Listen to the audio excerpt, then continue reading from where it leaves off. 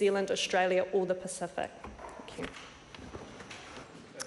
I call the Honourable Gerry Brownlee. Madam Speaker, the proposition just put forward by the previous speaker is utterly ridiculous. PACER Pacific, it did take 16 years to negotiate, and only some of the Pacific nations have come to the table. But those who have recognised that their small economies are going to be best served by getting greater access to the markets of larger economies.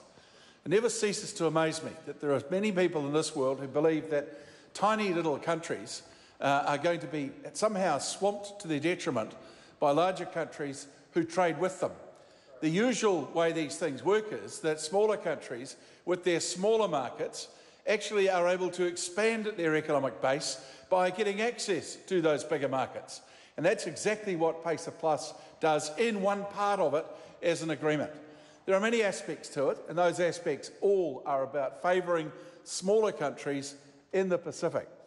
The Speaker previously mentioned that both Fiji and Papua New Guinea have not joined. Well, it will interest her, I'm sure, to speak to relevant ministers inside the government that they are part of, to find from them that Papua New Guinea does want to progress to signature stage, and that part of the reason why they didn't previously was because they're in the middle of a general election and somewhat uncertain about exactly who it would be that would go and sign the agreement. Further, when you look at a country like Fiji, Madam Speaker, you'll see that that is an economy that is much bigger than most others in the Pacific, but they've also a country that has, for a time, been slightly closed to the Western, to their other Pacific neighbours, as they were in a case, in up until very recent times, there was a case there of them being ruled by, you'd say, a military rule anyway.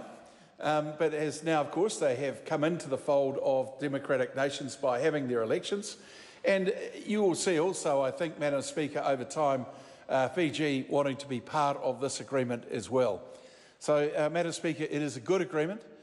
It is to the betterment of small Pacific nations.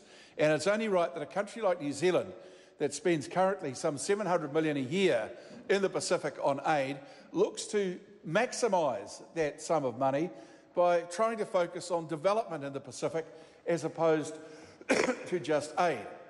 It's interesting that the Right Honourable Winston Peters recently gave a speech which he entitled Resetting New Zealand's Position Against the Pacific, or with the Pacific, engagement with the Pacific. There was nothing new in that speech at all. It has been the policy of the previous government, and now continues to be, albeit with a flash new title, of the current government, to make sure that that significant aid funding that we put into the Pacific has some enduring effect. And it's not just there project by project, but does have a long-term focus. And I would actually encourage the Minister responsible for regional development in New Zealand to have a look at what's happening in the aid space, and then perhaps revert to a similar position where he's looking at development in the regions of New Zealand as opposed to the aid program that appears to be going on at the present time. So, Mr Speaker, this is an agreement that is one that will work very, very well for those small island nations.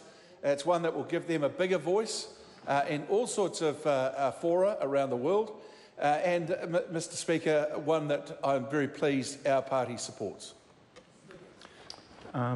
This is a split call, 5 minutes. The Honourable Willie Jackson. Kia ora, Mr Speaker. It's not often I'll ever agree with that previous speaker. In fact, I can't ever